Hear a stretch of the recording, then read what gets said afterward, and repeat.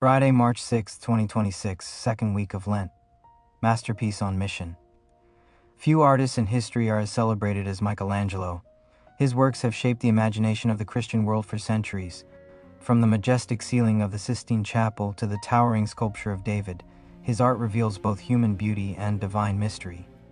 Yet one of his most powerful creations is the Pietà. Pietà shows the lifeless body of Jesus resting in the arms of his mother Mary after he was taken down from the cross. The scene is silent but overwhelming. Mary does not cry out in despair. Instead, she holds her son with a sorrowful tenderness that expresses both grief and faith. The Italian word pietà means pity or compassion. For centuries, the sculpture has remained inside St. Peter's Basilica. But in 1964, something remarkable happened.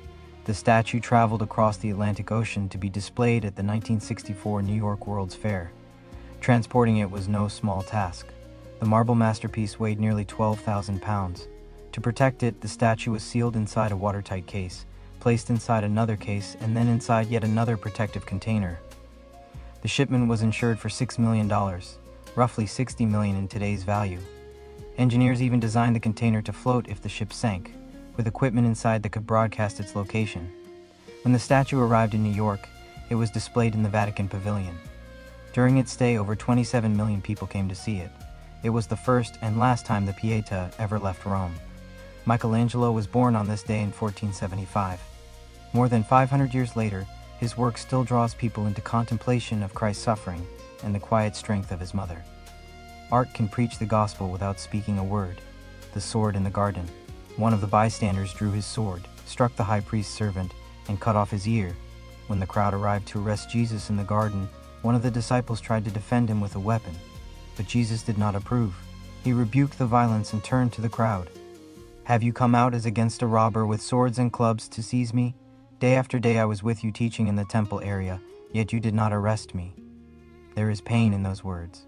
Jesus had never harmed anyone. He had healed the sick, forgiven sinners, and preached the kingdom of God.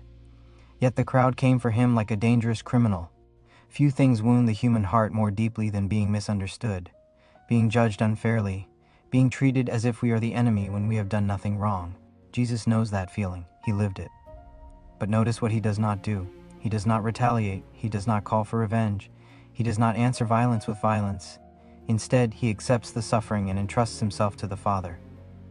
There are moments in life when the road of discipleship leads through misunderstanding, criticism, or unfair judgment. In those moments, the temptation is to reach for the sword, to fight back with anger, harsh words, or pride.